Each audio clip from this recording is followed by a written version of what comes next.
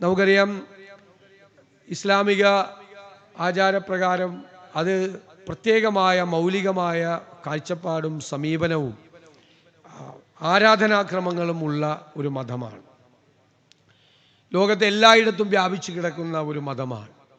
ഒരുപാട് പ്രതിസന്ധികളിലൂടെ, ഒരുപാട് യുദ്ധങ്ങളിലൂടെ, ഒരുപാട് തടസ്സങ്ങളും പ്രശ്നങ്ങളിലും എല്ലാം കടന്നു വന്ന ഒരു മതമാണ്.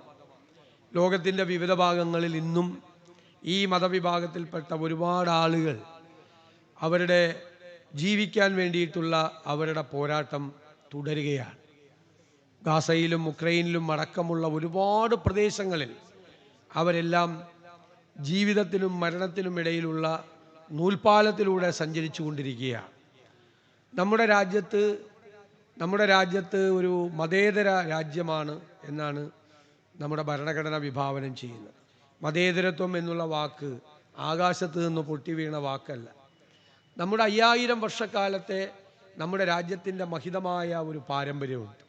ആ പാരമ്പര്യം ലോകത്തിൻ്റെ വിവിധ ഭാഗങ്ങളിൽ നിന്ന് വന്ന എല്ലാ മതവിഭാഗങ്ങളെയും ഇരുകൈകളും നീട്ടി സ്വീകരിച്ച ഒരു വലിയ പാരമ്പര്യമാണ്. ഇവിടെ ഈ രാജ്യം ഹിന്ദുക്കൾ ഭരിച്ചിട്ടുണ്ട്, മുഗളന്മാർ ഭരിച്ചിട്ടുണ്ട്, രജപുത്രന്മാർ ഭരിച്ചിട്ടുണ്ട്.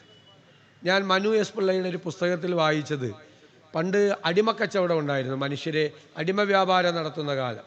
അന്ന് ഇന്നത്തെ എത്യോപ്യ, അന്നത്തെ അബിസീനിയയിൽ നിന്നും ഏതോ രാജാക്കന്മാർ നമ്മുടെ രാജ്യത്തേക്ക് കൊണ്ടുവന്ന ഒരു അടിമയായ ഒരാൾ പിന്നീട് ബിജാപൂരിലെ സുൽത്താനായി മാറിയെന്നാണ് കഥ. അപ്പോൾ എല്ലാ രാജ്യങ്ങളിൽ നിന്നും വന്ന എല്ലാ ജനപദങ്ങളെയും ഹൃദയത്തിലേറ്റിയ ഒരു സംസ്കാരമാണ്. അതിൻ്റെ തുടർച്ചയാണ് ദേശീയ പ്രസ്ഥാനം. ആ ദേശീയ പ്രസ്ഥാനത്തിൻ്റെ സവിശേഷത ആ പാരമ്പര്യത്തിൻ്റെ തുടർച്ചയാണ്. രാജ്യത്തുണ്ടായിരുന്ന എല്ലാ വൈവിധ്യങ്ങളെയും അത് ചേർത്ത് നിർത്താൻ കഴിയുന്ന ഒരു വലിയ വിശാലമായ ഒരു പ്ലാറ്റ്ഫോം ആയിരുന്നു ദേശീയ പ്രസ്ഥാനം. ഗാന്ധിയും നെഹ്റുവും രാജ്യത്ത് എല്ലായിടത്തും സഞ്ചരിച്ച് ആ കാലത്തെ എല്ലാ മൂവ്മെൻറ്റുകളെയും ഹൃദയത്തോട് ചേർത്തു. ഇപ്പോൾ മഹാത്മാഗാന്ധി ഇവിടെ വന്ന് ശ്രീനാരായണ ഗുരുദേവനെ കണ്ടു, അയ്യങ്കാളിയെ കണ്ടു, വൈക്കം സത്യാഗ്രഹത്തിന് പങ്കെടുത്തു, ഗുരുവായൂർ സത്യാഗ്രഹത്തിന് പിന്തുണ കൊടുത്തു. ആ കാലഘട്ടത്തിലാണ് തുർക്കിയിലെ ഖിലാഫ് ആസ്ഥാനമായ, മുസ്ലിം ആസ്ഥാനമായ ആ ഖിലാഫത്തിൻ്റെ എല്ലാത്തിൻ്റെയും ആസ്ഥാനമായ ഖാലിഫേറ്റ്, തുർക്കിയിലെ ഖാലിഫേറ്റ് ബ്രിട്ടീഷുകാർ ഇല്ലായ്മ ചെയ്തു. അതിനെതിരായിട്ട് ഒരു പാൻ ഇസ്ലാമിക് മൂവ്മെൻറ്റ്, ആഗോളമായ ഒരു ഇസ്ലാമിക പ്രസ്ഥാനം ഉണ്ടായതാണ് ഖിലാഫത്ത് പ്രസ്ഥാനം. ഗാന്ധി ചെയ്തത് എന്താ? ഗാന്ധി സ്വാതന്ത്ര്യ സമരത്തിൻ്റെ നിസ്സഹകരണ പ്രസ്ഥാനവും ഈ ഖിലാഫത്ത് പ്രസ്ഥാനവും കൂടി ഇനി ഒരുമിച്ച് പോകും എന്ന് പറഞ്ഞു. ലോകത്ത് ആദ്യമായി ഖിലാഫത്തിനെ ഹൃദയത്തിലേക്ക് സ്വീകരിച്ച രാഷ്ട്രീയ നേതാവ് മഹാത്മാഗാന്ധിയും പ്രസ്ഥാനം അന്നത്തെ ദേശീയ പ്രസ്ഥാനവുമായിരുന്നു. ഡൽഹിയിൽ നടന്ന നമ്മുടെ കാപ്പാട് സമ്മേളനം നടന്നിട്ടുണ്ട്, ഖിലാഫത്തിൻ്റെയും നിസ്സഹകരണത്തിൻ്റെയും. മഹാത്മാഗാന്ധിയും ഷൗക്കത്ത് അലി സഹോദരന്മാരും വന്ന് പങ്കെടുത്തത്. അപ്പോൾ ആ ദേശീയ പ്രസ്ഥാനം അതിൻ്റെ വഴിയും അതിൻ്റെ എല്ലാം പ്രോഡക്റ്റാണ് നമ്മുടെ ഭരണഘടന. നമ്മുടെ ഭരണഘടന നൽകുന്ന ആ മതേതരത്വം എന്ന് പറയുന്നത് പാശ്ചാത്യ നാടുകളിലെ മതേതരത്വം അല്ല. പാശ്ചാത്യ നാടുകളിലെ മതേതരത്വം റിജക്ഷൻ ഓഫ് റിലീജിയനാണ്, മതത്തിൻ്റെ പൂർണ്ണമായ നിരാസമാണ്.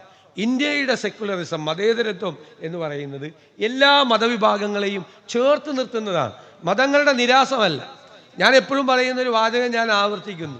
ഞാൻ ഹിന്ദുമത വിശ്വാസിയായി ഇരിക്കുമ്പോൾ തന്നെ, പൂർണ്ണമായ ഹിന്ദുമത വിശ്വാസിയായി ഇരിക്കുമ്പോൾ തന്നെ എൻ്റെ സഹോദര മതത്തിൽപ്പെട്ട ഒരാളുടെ നേർക്ക് ആരെങ്കിലും അവൻ്റെ അവകാശത്തിൻ്റെ നേർക്ക് കൈവിരൽ ചൂണ്ടിയാൽ ഞാൻ അവനെ സംരക്ഷിക്കാൻ ഈ വിശ്വാസം തന്നെ മുറുകെ പിടിച്ചുകൊണ്ട് അവൻ്റെ മുന്നിൽ ഞാൻ നിൽക്കുമ്പോഴാണ് ഇന്ത്യയുടെ മതേതരത്വം അർത്ഥപൂർണമാകുന്നത്. അതാണ് അതിൻ്റെ ഉന്നതമായ ഒരു നിലപാട് എന്ന് പറയുന്നതാണ്. നമുക്ക് നമ്മുടെ മതത്തിൽ വിശ്വസിക്കാൻ അവകാശമുള്ളപ്പോൾ തന്നെ മറ്റൊരാൾക്ക് അയാളുടെ മതത്തിലും ആചാരക്രമങ്ങളിലും വിശ്വസിക്കാനുള്ള അവരുടെ ആ വിശ്വാസത്തോടുള്ള നമ്മുടെ ബഹുമാനമാണ്, ആദരവാണ്.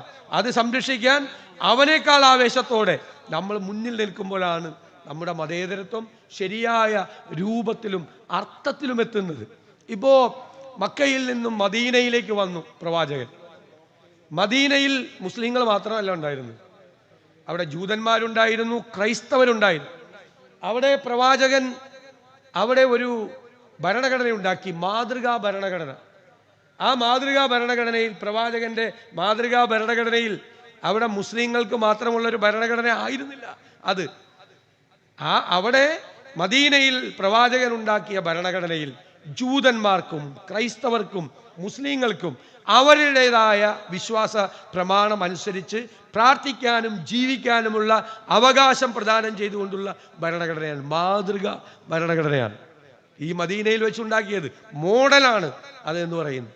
അതിൻ്റെ വേറൊരു ഫോർമാറ്റാണ്, വേറൊരു പൂർണ്ണമായ രൂപമാണ് ഇന്ത്യയുടെ ഭരണഘടന. അപ്പോൾ അത് പൂർണ്ണമായി സംരക്ഷിക്കപ്പെടണം. വിശ്വാസങ്ങൾ സംരക്ഷിക്കപ്പെടണം. ആചാരക്രമങ്ങളെ കാലത്തിനനുസരിച്ച മാറ്റങ്ങൾ ആചാരങ്ങളിൽ വരുത്താം. ഏത് മതവിഭാഗത്തിനും കാലാനുസൃതമായ മാറ്റങ്ങൾ അവരുടെ ആചാരങ്ങൾക്ക് വരുത്താം. പക്ഷേ അത് അവരുടെ മതവിശ്വാസങ്ങളിൽ നിന്ന് തന്നെ, അവരുടെ ആചാരക്രമങ്ങൾ, അതിൽ നിന്ന് തന്നെ ഉയർന്നു വരുന്ന വാദങ്ങൾ, സംവാദങ്ങൾ എല്ലാത്തിൻ്റെയും പരിണതഫലമായിട്ട് വേണം ആ മാറ്റങ്ങൾ. ആരും അടിച്ചേൽപ്പിക്കപ്പെടുന്നത് ആകരുത്. ആ മാറ്റങ്ങൾ കാലാനുസൃതമായ മാറ്റങ്ങൾ വേണം. ചിലപ്പോൾ 5 നൂറ്റാണ്ട് മുമ്പ് ഉണ്ടായിരുന്ന കാര്യങ്ങൾ ഇന്നത്തെ കാലഘട്ടത്തിൽ ചിലപ്പോൾ ആചാരക്രമങ്ങളിൽ മാറ്റം വരുത്തേണ്ടി വരാം. പക്ഷെ ആചാരക്രമങ്ങളിൽ ഉണ്ടാകേണ്ട മാറ്റങ്ങൾ ആരും അടിച്ചേൽപ്പിക്കുന്ന ഭരണകൂടങ്ങൾ അടിച്ചേൽപ്പിക്കപ്പെടുന്ന ഒന്നല്ല എന്നുള്ള തിരിച്ചറിവ് ഭരണകൂടങ്ങൾക്കും ഉണ്ടാകണം. അവരവരുടെ വിശ്വാസം എല്ലാം എത്തുന്നത് ഒന്നിലാണ്. എല്ലാ പ്രാർത്ഥനകളും നിങ്ങൾ നിസ്കരിക്കുമ്പോൾ, ദീപാരാധനയിൽ പ്രാർത്ഥിക്കുമ്പോൾ, പള്ളിയിൽ പോയി മുട്ടുകുത്തി എന്ന് പ്രാർത്ഥിക്കുമ്പോൾ എല്ലാ പ്രാർത്ഥനകളും എത്തുന്നത് ഒരു സ്ഥലത്ത് തന്നെയാണ്. പല മാർഗങ്ങളിലൂടെ, പല വഴികളിലൂടെയാണ് എത്തുന്നത്. ദൈവത്തിലേക്കുള്ള, അല്ലേ, സർവശക്തനായ ദൈവത്തിലേക്കുള്ള ആ വിശ്വാസം, അചഞ്ചലമായ നമ്മുടെ ദൈവവിശ്വാസത്തിൻ്റെ അടിത്തറയിൽ നിന്നുകൊണ്ട് നമ്മൾ രൂപപ്പെടുത്തിയെടുക്കുന്നതാണ്. ഇസ്ലാമിന് വേറൊരു പ്രത്യേകത കൂടിയുണ്ട്. ഇസ്ലാം കാരുണ്യത്തിൻ്റെ മതം കൂടിയാണ്. ഉള്ളവൻ ഇല്ലാത്തവന് കൊടുക്കണം എന്ന് കൃത്യമായി നിർദ്ദേശിക്കുന്ന ഒരു സോഷ്യലിസ്റ്റ് മതം കൂടിയാണ്. കാരുണ്യത്തിൻ്റെ മതമാണ്. സങ്കടങ്ങളെ ചേർത്ത് പിടിക്കുന്ന മതമാണ്. ഏറ്റവും വിഷമം അനുഭവിക്കുന്നവനെ ഏറ്റവും കൂടുതൽ സഹായിക്കണം എന്ന് നിർദ്ദേശിക്കുന്ന ഒരു മതം കൂടിയാണ്. അപ്പോൾ തീർച്ചയായും ഈ ഒരു പുതിയ മസ്ജിദ്, ഇവിടെ ഒരു കെട്ടിടം, ഒരു ദേവാലയം ഇവിടെ രൂപപ്പെട്ടു വരുമ്പോൾ എല്ലാവരുടെയും, വിശ്വാസികളുടെ എല്ലാവരുടെയും പ്രാർത്ഥനകൾ, അവരുടെ ഇനിയിപ്പോൾ നോമ്പുകാലം വരികയാണ്, അല്ലേ, വ്രതാനുഷ്ഠാനത്തിൻ്റെ കാലം, കഠിനമായ ചൂടാണ്. ഞാനിപ്പോൾ ആലോചിക്കുകയാണ്, ഉച്ചയ്ക്ക് ഞാനിങ്ങനെ യാത്ര ചെയ്യുമ്പോൾ ആലോചിച്ചതാണ്, എന്തൊരു ചൂടാണ്.